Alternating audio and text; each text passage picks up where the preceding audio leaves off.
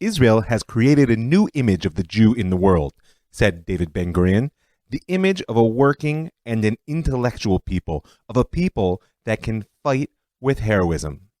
Well, I sure know how to work, and I like to bring my intellect to bear on every fight in which I engage, because I'm RavMike Foyer, and this is the Jewish Story. Episode 26, Eli Cohen, Hero of Israel. You know, it's a truism that there are stories that just tell themselves, and there are people who seem to have been born for the role that they play. We're about to meet one of them in just a minute. But before we do, I want to offer a bit of a frame for what's about to follow, because we've visited many times in the Jewish story this question of the great man theory of history. This idea that there's an argument between historians over whether one person ever really matters on the historical scale. Now, don't get me wrong, I'm not saying that single actions never matter. After all, Gavrilo Princip managed to touch off a war which killed 20 million people with a single bullet. But if he'd never shot Archduke Ferdinand, wouldn't World War I have happened anyway? I mean, Princip didn't create the social, political, and economic forces that transformed Ferdinand's death into a global conflict. And perhaps something would have set them off anyway, even without the shot he fired. In the age of Netflix, there are more people today who know the story of Eli Cohen than surely ever were, or at least they think they know it. And part of that story has always been framing him as someone who saved the nation in the lead up to the War of 1967. I'm not going to undermine that idea, but we will touch on the various professional opinions about whether it's completely true or not toward the end. What interests me right now is the fact that we all want someone like Eli Cohen to be a hero. Because historians might argue about whether Napoleon was the product of the revolution, or whether he actually himself personally produced a new Europe, or whether any individual is really an essential element in the face of these massive social forces. But the average person really just wants a hero. Not to save them on the historical stage, but to inspire them in their own life. And that brings me to another point. We saw last episode how Israeli identity is in major flux in the 50s and 60s. In that episode, I was interested in unfolding a bit about how the breathing room gained by Israel after the Sinai campaign actually opened up a space for reflection about where we were and what we'd done to get there, and of course what lay ahead. In many ways, as soon as the existential threat is removed for even the slightest moment from the young state of Israel, all the questions of Jewish history come pouring in. And that process, that reflection and refinement of the identity which emerges from it, isn't going to stop. But together with it, we're going to find this incredible spirit of heroism, which has not faded, and in fact has guided the Jewish people at this point in our story for millennia. It's a powerful mixture of personality that seeks growth only found through personal challenge, and does so on behalf of the nation. Now, I've waded through a lot of conflicting histories to put together the story you're about to hear. And if there's one thing I can say for sure, is that Eli Cohen embodies a critical element of Israeli identity. Dare I say a critical element of Jewish identity, because he was a hero. Spying, as Rudyard Kipling says in his novel Kim, is about living with many identities. And Eli Cohen came to know this well before his end. He himself was actually born in Alexandria in Egypt in 1924, but his father originated in Aleppo, Syria, a coincidence which would prove a rich inheritance for his son in the years ahead. Growing up, Eli's family were both religiously observant and Zionists. Along with the rest of the Egyptian Jewish community, they watched with pride and horror the hanging of Eliyahu Beit Zuri, Eliyahu Hakim, for the 1944 assassination of Lord Moyne, British minister-resident of the Middle East. One can only imagine that watching two young Jews with his own name go to the gallows for the sake of the Jewish people made a very deep impression on the 20-year-old Cohen. In general, life in Egypt was never easy for the Jews. I mean, after all, go read the Torah. But in 1947, Eli tried to enlist in the Egyptian army rather than pay the head tax, which was expected of a young Jew in his day, and he was rejected on the grounds of questionable loyalty. Seeking some outlet, he then enrolled in university, but was soon forced to leave due to harassment by the Muslim Brotherhood, which had a strong presence on the campus. But things really began to deteriorate in the wake of Israel's victory in the 1948 War of Independence. There was no large-scale expulsion of Jews of Egypt, as occurred in other Arab lands, but there was rioting, confiscation, and imprisonment became increasingly common without just cause. Many Jews at this point, including Eli's family, left Egypt, but he remained. The Free Officers' Revolution of 1952, which eventually brought Nasser to power, you can go back to episode 13 of this season to hear that story, brought with it yet another wave of anti-Semitic and anti-Zionist persecution. This time, Eli himself was arrested on suspicion of engaging in Zionist activities, but released almost immediately, which apparently was a mistake on the part of the Egyptian police, because he was in deep with espionage even then. We've spoken at length about the 1954-55 false flag Operation Susanna, right? That was the attempt to destroy the Egyptian relationship with Western powers in hopes of keeping Britain on the Suez Canal, whose failure blew up into the Lavon affair, which actually undermined an Israeli government. You can actually go back to episodes 14 and 24 of this season if you want the full story. Once again, two Jews paid with their lives on the Egyptian gallows. But this time, Eli wasn't just a bystander. He was in the midst of it. He was, in fact, aiding that Israeli commando unit from within the local community. And fortunately for him, despite the suspicions of the police, they were unable to establish any link between Eli and the accused. Eli's Egyptian identity came to an end at last, at least in its full sense, in the wake of the Sinai campaign of 1956. Now, whatever you deem to be the political results of the war, the outcome for the Jews of Egypt was almost universally negative. In the immediate aftermath of the trilateral invasion by Britain, France, and Israel, Nasser issued a proclamation stating that all Jews are Zionists and enemies of the state, and promised that they would soon be expelled. As a result, some 25,000 Jews, almost half of the community, left for Israel, Europe, and the U.S. and South America. The rest waited to be expelled until after the Six-Day War. In order to quiet the international community, thousands were forced to sign declarations that they were actually leaving voluntarily and that they had agreed to the entire confiscation of their assets. 1,000 more were in prison just to ensure they went quietly. Eli was actually amongst those who were forcibly deported to Italy. But for a Jew and a Zionist, leaving Egypt's not always such a bad thing. In Naples, Eli contracted the Jewish agency, and soon he was on a boat to Israel. It was time to go home, at least for a little while. The first stop in Israel for Eli was the coastal city of Bat Yam, where his parents had settled when they left not so many years before. Now, I can imagine that any 32-year-old would have found it more than a bit difficult to move back in with his parents. However, Eli faced a deeper challenge. His mind was still on the underground life. His youngest brother, Avram, tells the story that one time, soon after Eli arrived and began sharing his bedroom, Avram walked into the room unannounced. Eli hastily shoved some papers he was reading into the suitcase lying on his bed, and after a few minutes of small talk, he got up and left. Now, what younger brother could resist such a temptation? Looking to see that Eli was really gone, and taking every precaution to leave everything just as he'd found it, Avram opened the case and went through Eli's things. What he found is irrelevant. What matters was Eli's reaction upon his return only a half hour later. Taking one glance around the room as soon as he entered, he turned to Avram and asked if he'd enjoyed his tour of Eli's stuff. The younger brother was too astonished to lie and deny what he'd done. He simply asked Eli how he knew. The answer was a small thread that Eli had left on the lid of the case, which was now lying on the floor. This is not the behavior of an average person. And indeed, Eli immediately set out to find a job upon his arrival in Israel, and a very specific job. He wanted to work in the intelligence services. With his experiences in Egypt, his mastery of French, Arabic, and Hebrew, it seemed he was a shoo-in. The first inquiries led Eli to the Egyptians Immigrant Club in Tel Aviv, and where, to his good fortune, he found it under the direction of one Sermano, who had studied with him back in the Jewish school of Alexandria.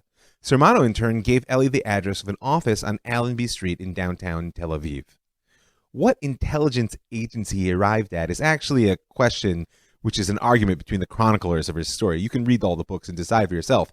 And that's really probably itself a product of the fact that in 1957, all these agencies were pretty hard to tell apart. They weren't really formal intelligence organizations. They were more like clubs that had been formed by the men who'd created them out of their underground and wartime relationships. So either way, by all accounts, Eli wasn't shy. He boasted of his experience in Alexandria, of his language skills, and most importantly, he declared loud and clear his willingness to work in any Arab land to which he might be sent. There's again deep disagreement over why Eli failed, and in fact ended up behind a desk after his first encounter with the intelligence services. Some say there was just simply no need for his work at that moment. He may have been the right man, but not at the right time. Others claim it was a reflection of Ashkenazi prejudice. It's the ethnic irony of his life, they call it, that the same characteristic which made Eli useful to the intelligence services was exactly what kept his peers on Israel's margins. Being an Arabic-speaking Jew in those years was useful if you were a spy. In real life, it was a handicap to be overcome. There's a third camp, which actually say there was a strain of recklessness which showed right away in Eli's behavior, and that led to his initial rejection, and perhaps his ultimate downfall. No matter what side you take, behind the desk is indeed where he landed, drawing 170 pounds a month, together with other Jews from Egypt and Iraq translating Arabic documents. That was a pretty good living, by the way, in Israel in 1957. But perhaps because of that, it simply couldn't last. In less than a year, he and the rest of the team were let go. It was a sign of Eli's character and his abilities that he soon found another job, this time as an accountant in the supply department of Hamashbir HaMerkazi. He was inspecting the retail shops which sold the Mashbir, the cooperative's goods, which, by the way, at that point in Israeli history, was more or less everything you could get in Israel at the time. I mean, this is true socialism. Eli's job hunt was no doubt aided by his younger brother, Maurice. Maurice had fled Egypt before him with the rest of the family, and having been in the country longer, had mastered the life of Israeli much more thoroughly than his older brother. By 1957, he was working as a postmaster, he was a reserve officer in the IDF, and he was married. Before too long, in fact, Maurice would be recruited himself into the intelligence services without Eli ever knowing. At a certain point, as we'll see, his job as a Mossad postman would see Eli's own coded messages passing through his very hands. But the most important thing to Eli at this point of the story was the fact that Maurice, like I said, though younger brother, was already married, because it was through Maurice and his wife that Eli would meet his bride-to-be, Nadia Majald. Nadia Majald was born into a wealthy, cultured family in Baghdad, one of 8 children. According to her own account, the family's connection to Israel began with her oldest brother, Sami, who in Baghdad led an underground communist group which was active against the Iraqi regime. The Iraqi secret police were pursuing him, and he actually was sentenced to death in absentia after he escaped to Iran and then Israel in 1949. An interesting side note, Nadia went on to marry, of course, the most famous spy in Israeli history, while Sami, now known as Sami Michael, is currently one of Israel's best-known authors and left-wing activists. He kept up his communist activities upon arrival in Israel, and as we saw last episode, the Israeli Communist Party was the real primary seedbed for the development of Palestinian nationalism. All his books are considered controversial because in the beginning he wrote about the aspirations and struggles of both Jews and Arabs side by side. And Sami was among the first in Israel of any cultural stature to call for the creation of an independent Palestinian state. But Nadia wasn't so politicized. She and her remaining family were among the first waves of Iraqi Jews who fled Iraq and were really expelled in 1951. Overnight, she went from the affluent life of gardeners and nannies into the hard poverty of the Ma'abarot, the transit camps. Go back to episode 4 of this season if you don't recall how difficult that was. But contrary to many of the stories told about the Ma'abarot, some of which we touched on there, Nadia's account of her life at this point is overwhelmingly positive. As she says, "We lived there for 6 years, but the joy in our hearts was great because it was our state. It was our people, and material matters did not make a difference." It was a positivity that would remain consistent in the years ahead. As I said, Eli's brother Maurice was the first to make the link between them. As the story goes, Maurice's wife asked him to pick up some dresses at a shop owned by her sister Hella, and as he was waiting, a pretty young woman entered the shop. After giving him the once-over, the young woman asked Hella in Arabic, "When's your acquaintance of this nice-looking guy? Is he Ashkenazi?" Hella answered with pride that Maurice was her brother-in-law, and that, being an Egyptian, he spoke Arabic as well. The young woman blushed in embarrassment, but nonetheless she turned to Maurice and said, "If you were a bachelor, I could introduce you to my sister Nadia." Maurice replied with a smile, "If your sister Nadia is as pretty as you, I will gladly arrange for her to meet my brother." And the rest, as they say, is history. Eli and Nadia were married in a modest ceremony in Tel Aviv in a synagogue in 1959, while he was working as an accountant for the Mashbir. It was a middle-class existence which differed from many of their fellow immigrants from Arab-speaking nations. In fact, the summer they got married, 1959, saw the outbreak of the Wadi Salib riots, the first racial violence to mar Jewish society in Israel. They began on July 9th, when police confronted a resident of Wadi Salib, a poor neighborhood in downtown Haifa, whose Arab residents had fled in 1948 and was now populated by North African immigrants. According to the police reports, Yaakov El-Karif was drunk and disturbing the peace, and when he began behaving wildly and hurling empty bottles at the police sent to arrest him, he was shot and seriously wounded. What resulted should be familiar to anyone who reads the news today. Residents surrounded the police vehicle and dragged an officer out of it, and he was saved only after warning shots were fired. Meanwhile, rumors quickly raced through the neighborhood that El-Karif had actually been shot dead, and several hundred Wadi Salib residents marched on Hadar HaKamel, a predominantly Ashkenazi district, smashing shop windows and setting cars on fire. In Wadi Salib itself, the mob targeted the headquarters of the Mapai, that's the Labor Party basically, and the Histadrut, the Israeli trade union, the ultimate symbols of Ashkenazi power. In the end, 13 police and 2 demonstrators were wounded. 2 days later, sympathetic riots broke out in other large communities of North African immigrants, in Tiberias, in Beersheba, Migdala Emek. It was later claimed that these were not spontaneous outbreaks, but rather part of a local movement, Likud Yozdei Tzfon HaAfrika, Union of North African Immigrants, that they were the ones involved planning them. David Ben Harush, one of the movement's founders, was actually sent to prison and ran for the next Knesset elections while incarcerated. He failed, but you can't blame him. In many ways, the Wadi Salib riots are just a taste of what's to come in Israeli culture with the rise of the Israeli Black Panthers in the 1970s. It's a story we'll tell, but it lies ahead. For now, Eli and Nadia were actually living the Israeli dream in the late 50s. But Eli was far, far too restless a soul for middle-class life. You know, out there in the world, they say, where there's a will, there's a way.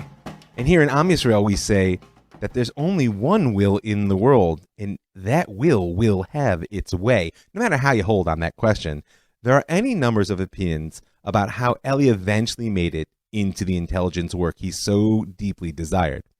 Maybe he was just persistent in his requests, and that persistence eventually paid off. Maybe his original rejection was only in order to place him under observation for a really big job. And maybe God was just waiting for the right time and place where he could be the right man for the role. No matter which side you choose, everyone agrees that sometime in late 1960, Eli Cohen was under observation by the Mossad, that elite counterintelligence agency founded by Ben-Gurion in 1949, and to this day answerable solely to the Prime Minister's office. Field agents watched Eli for several weeks while others combed through his background, and he was, by all accounts, the perfect recruit. High intelligence, with a near photographic memory, unswervingly loyal to both his family and his employer, hardworking, good-looking, and with more than a touch of natural charm. The only real challenge was his recent marriage. Domestic bliss and international espionage rarely go well together. At his final trial, Eli recalled his recruitment like this. One day a man named Zalman came to see me. He told me that they'd kept an eye on my work and found that I was suited to a more responsible task. He asked me if I was willing to work for intelligence and go to Europe or an Arab country. I told him I had just married and didn't have the urge to travel. My wife was a nurse before we got married, but she had to quit work when she became pregnant, and I had to work overtime. Now, however you think the world works, that reply might have been a mistake, because sure enough, he suddenly found himself let go from his position at Hatmashpir. Though Eli would later deny that any pressure had ever been placed on him to join, the fact remained that an intelligence job was now the only immediate option for feeding his family. Nadia was understandably worried when he lost the job. She'd become pregnant, as he noted, soon after the wedding, and it was a very difficult time to find decent work for anyone, especially for the new immigrants from Arabic-speaking countries. Eli's response was typical. "Don't worry, I'm an educated man. I'll find a new job." He was, by all accounts, always ready to take care of things himself, and after 2 weeks, he announced to her, "I found a job, a very interesting job," though he fudged a bit on what it actually was. Eli told Nadia that he was now involved in weapons purchases for the state, but in reality he had been recruited into Amman, the intelligence branch of the Israeli Defense Forces. Eli began learning his new craft at Israel's School of Espionage, a source of much legend. They taught him how to follow, how to lose a tail, map reading, small arms fighting, sabotage. He learned photography and film development, encryption, and Morse code.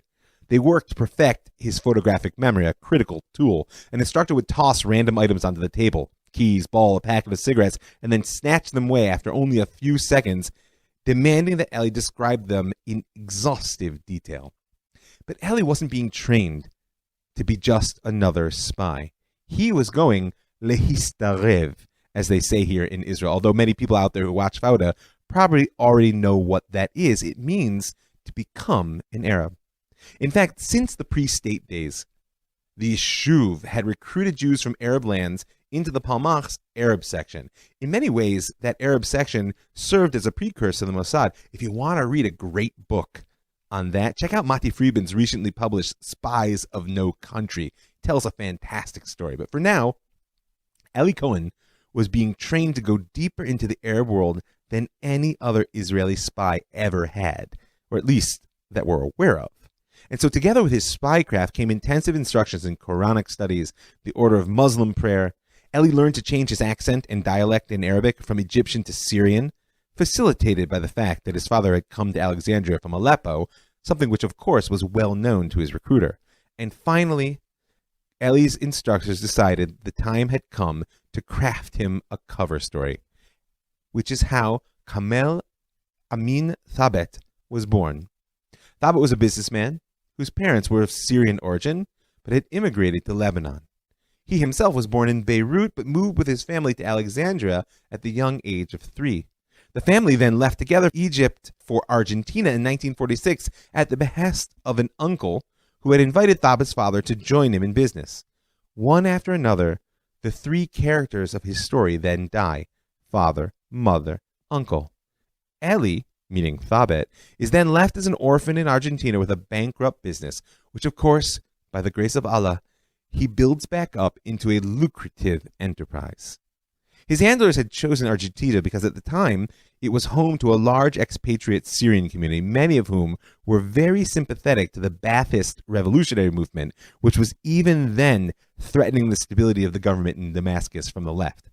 As Kamel Amin Thabet, Eli would be perfectly positioned to become another supporter, and as a wealthy businessman, one with money to burn.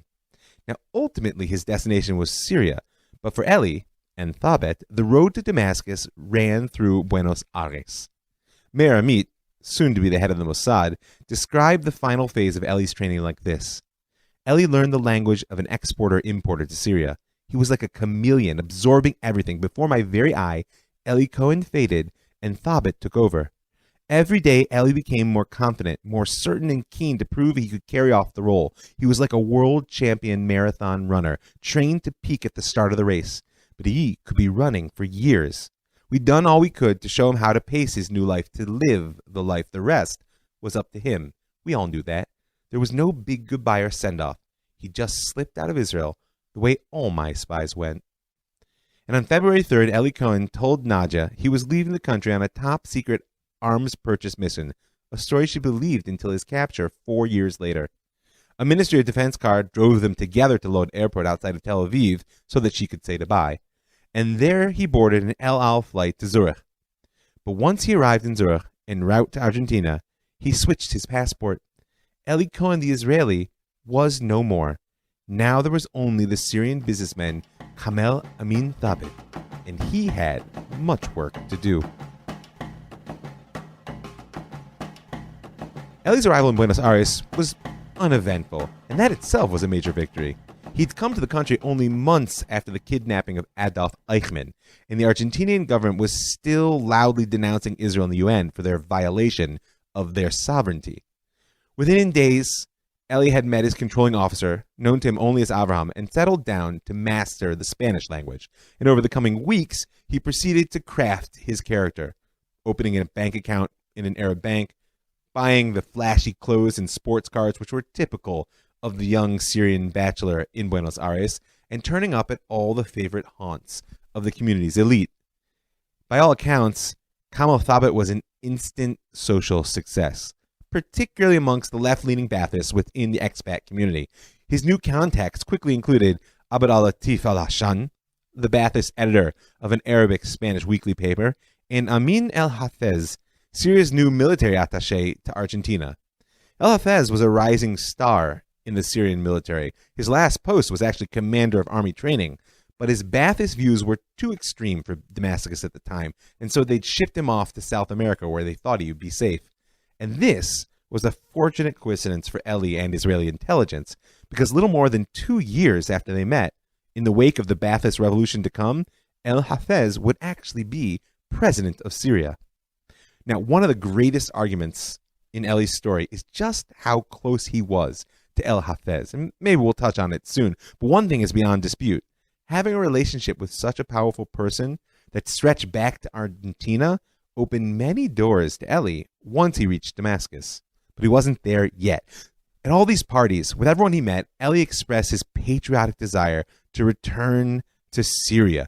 And together with that, he declared his willingness to invest large amounts of his hard-earned money in a Baathist regime, which won him many friends very quickly.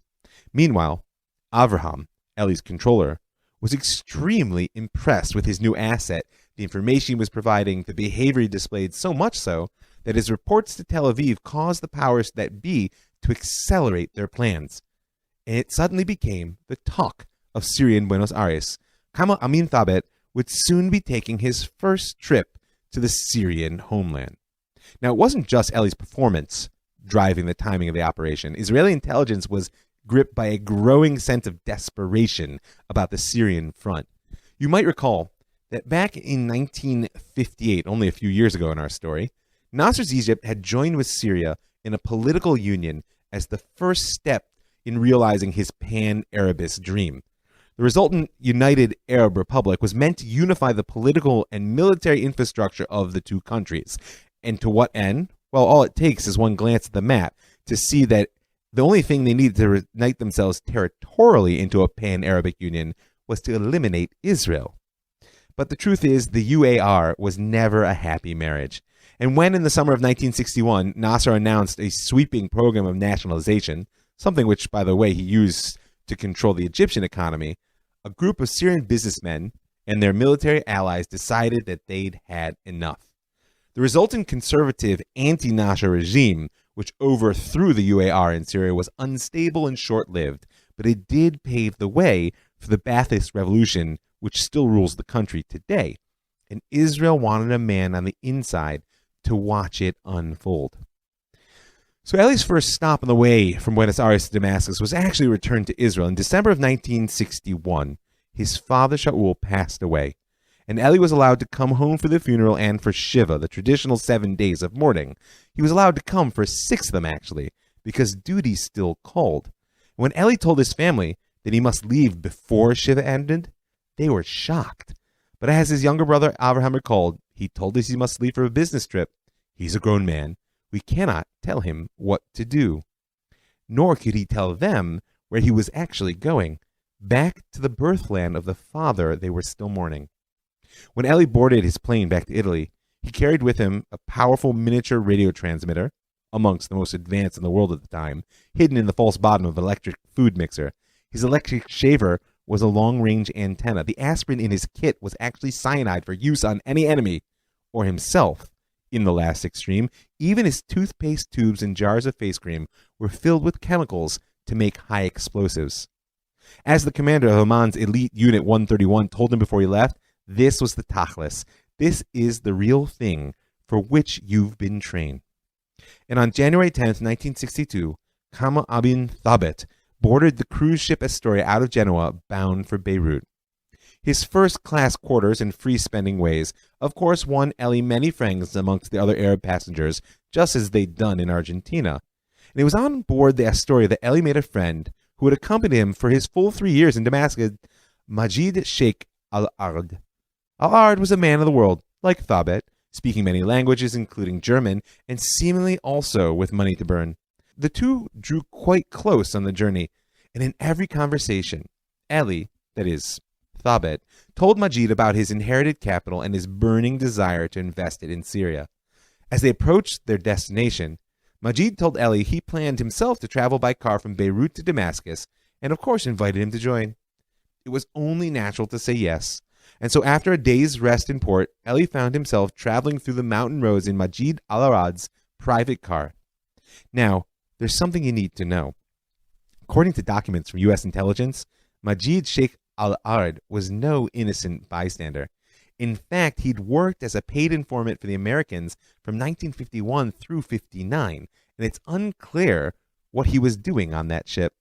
Perhaps this is why, as they approached the border crossing between Lebanon and Syria, Al-Ard explained to Eli that he had friends who could arrange a smooth crossing of the border just for the sake of a few hundred Syrian pounds. And so at the cost of a non-refundable loan of 400 pounds, Majid and Eli sat drinking coffee as Al-Ard's friends took care of the paperwork.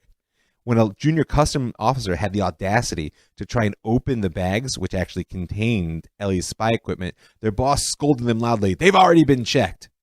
Certainly, Al-Ard had no idea who Kama Amin Thabet really was, but nonetheless, it was through his agency that Eli Cohen arrived in Damascus without so much as a search of his personal effects.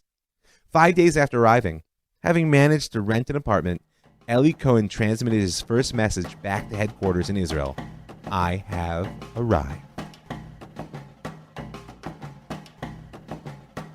Now, there's no end to the stories which I could tell you about Eli Cohen's work as a spy, the work which earned him the title of Our Man in Damascus. And of course, because of that, there's also no end to the arguments between authors, historians, spies, and his family members about which stories are actually true or false. In February of 62, Eli officially joined the Ba'ath Party, promising to become a true example of the Arab struggle. It was an act that became particularly significant when only a year later the Ba'athists took power through yet another coup. And Eli went on to attend the 6th National Convention of the Ba'ath in October of 63, where his generosity and his contacts gave him access to most activities, even some of the closed session. All the time, of course, transmitting back to base. His life in Damascus centered around his flat, situated near the General Staff Headquarters. Simply by mapping the traffic in and out and noting when the lights were on and off, he was able to provide critical day-to-day intelligence on enemy activities. Add to this the role he played amongst the Damascus elite.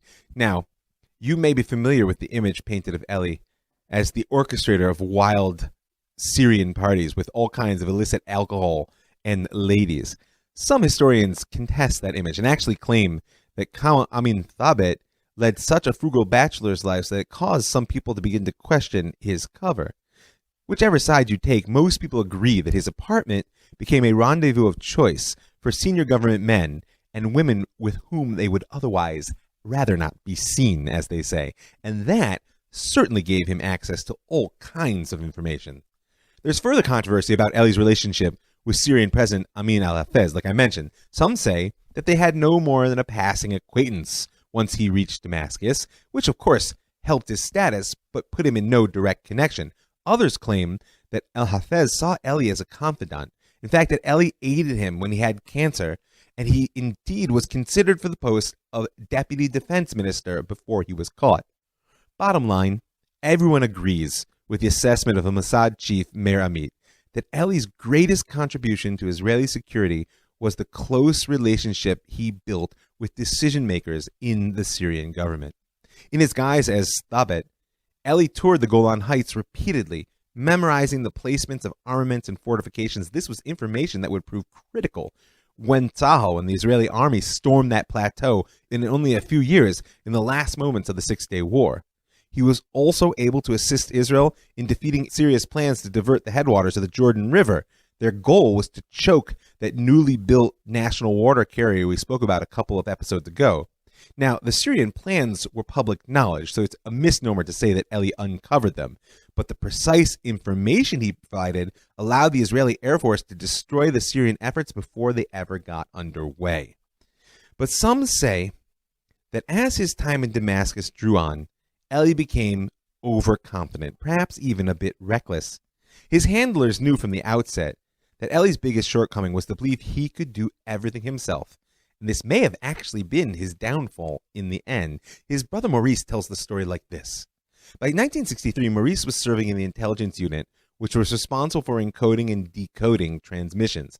And he eventually learned that a certain subset of his messages were from Damascus, a fact that seemed irrelevant at the time. And then came a strange coincidence. One day, a message came with a postscript, which he decoded to read, "Did Nadia get the Singer sewing machine I sent her?" Now, there were no such words in his codebook as Nadia or Singer sewing machine, so he asked his commanders for clarification. They replied that this was a top-secret code for which he didn't have security clearance and he should forget he ever saw it, which Maurice might well have done if he hadn't happened to visit his sister-in-law Nadia that very day and found her cooing over the brand-new sewing machine that Eli had just sent her from abroad. Many other hints followed, and as the evidence mounted, Maurice became convinced that the man behind the messages he was receiving was none other than his brother Eli, and that he was taking progressively more and more risks. Eli was in Damascus from 1962 until his capture in 65, but his cover as an importer-exporter allowed him to take covert trips to Israel under the guise of going abroad for purchases. And on one of those visits, Eli brought a pair of house slippers for his daughter. They were beautiful velvet with golden embroidery, and they'd been made in Syria. Maurice, who at this point was already quite suspicious, asked Eli where he'd bought such nice slippers. And his brother answered without hesitation, from the Lafayette Gallery in Paris. But Maurice wasn't going to let it go. "Then why is the shoe size written in Arabic?" he said. "What is this, an interrogation?" replied Eli. "I told you I bought them in France. Maybe they were imported from an Arab country." Trying to change the subject, Eli then asked if Maurice had gotten a phone line finally for his new apartment. Maurice replied yes, and gave him the number. But as Eli began to write it down, his face turned red. Maurice was reading off to him the number of his very own apartment in Damascus. Now, at this point, Maurice had overstepped his bound, and he was severely reprimanded by his superiors and told to forget everything which happened. But the thing he couldn't forget was how dangerous a situation Eli found himself in. In his heart, Maurice knew he had a choice to make.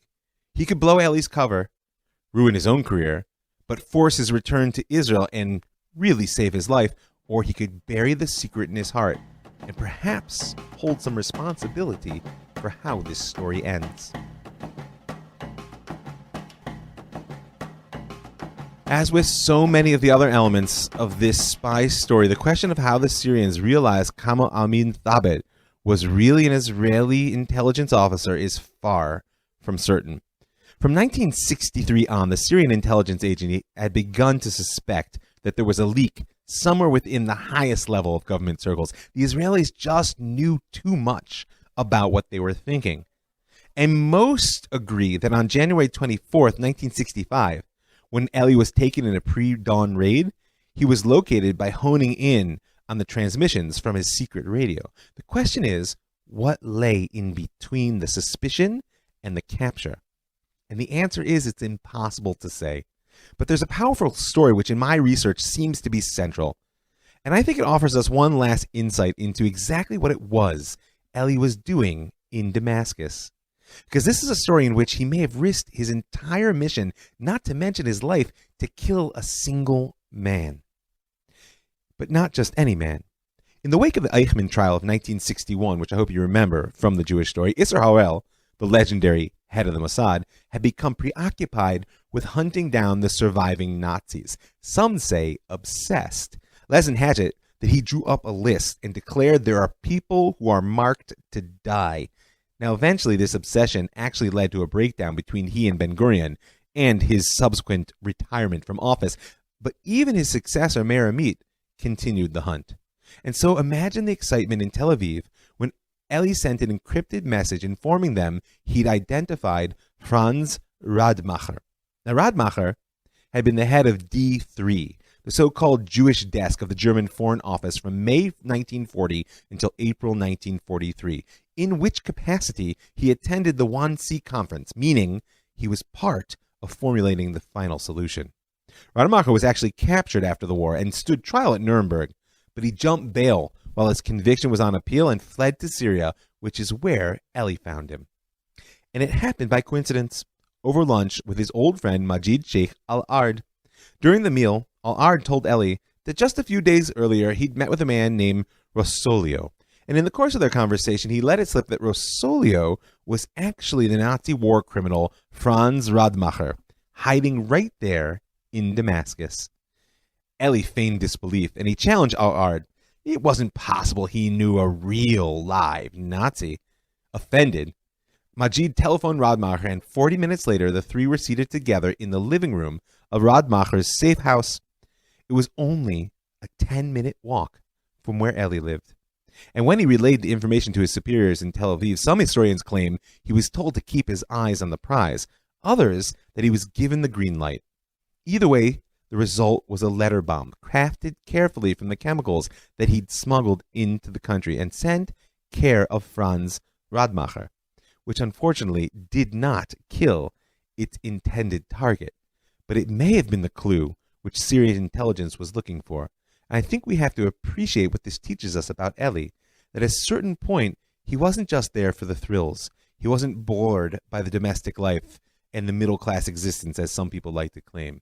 He was seeking to defend and avenge the people of Israel. Now, the Syrians knew Majid al-Ard, and they knew what he was, an informer for the Americans. And apparently the documents show they were also aware of that three-way meeting between he, Eli, and Radmacher. Only a fool lets a Nazi hide in their country without keeping a close eye on him, because they knew under the guise of Rossolio, Radmacher himself was up to his neck in espionage. Now, what would you do if you witness a meeting between a Syrian businessman and two known spies? You would assume the businessman's dealings were not all above board. And in fact, the testimonies of Ahmed Swedani, head of Syrian intelligence, and of the officer who broke into Eli Cohen's apartment in January of 1965 indicate that the Syrians had begun to monitor Eli months before he was caught, and that they had no idea until he was in their hands that Kamel Amin Tabet was actually a Zionist spy. I'm sorry to say, but it may just be a reality that no truly heroic story has a happy ending. Eli was seized by Syrian intelligence in January of 1965, but he didn't stand trial for another 2 months, according to many sources, an interval which was filled with torture too horrible to describe. From February 28th until March 19th, Eli stood before a military tribunal, denied even the most basic legal defense. But it didn't really matter. His guilt was a foregone conclusion, and indeed the trial ended with a sentence of death. Pleas from world leaders, politicians, religious figures from across the spectrum were to no avail. And on May 18th, 1965, before an angry crowd of thousands gathered in a Damascus square, Eli was led to the gallows. Now the Syrians, in a particular twist of horror, televised his execution, and so his wife and family watched in absolute horror as he was hanged by the neck until dead. It was only later that Nadia received his parting letter, perhaps the single mercy shown to him by his enemies. I am begging you, my dear Nadia, not to spend your time in weeping about something already past. Concentrate on yourself. Look forward for a better future. Don't forget also your dear family. Give them my best regards. Don't forget to pray for the soul of my late father and of mine. Receive all of you my last kisses and blessing. Eli Cohen. And as his brother Maurice likes to remember, Eli went to the gallows, saying Shema Yisrael, the last words of a hero of Israel. I'd like to thank some folks. I'd like to thank everyone that gives their hard-earned money for helping to make this show happen, to keeping it free and widely available. I want to invite you to join them. Go right now to my website, jewishstory.co. In the upper right-hand corner, you'll see a button that says Be a Patron, and you can click on it for a little bit of per-podcast support. If that's too much, then you can always send me an email at ravmikefoyer@gmail.com or a personal message on Facebook, and I'm happy to share with you the details about how you can dedicate a show to someone with you today or in the memory of those that have passed. I want to thank the Land of Israel Network, that's thelandofisrael.com, for creating a platform that allows me to reach so many amazing people. I want to thank the Pardes Institute, PARDES.org.il, for building an educational institution that gives me the privilege of teaching so many wonderful Jews. And I want to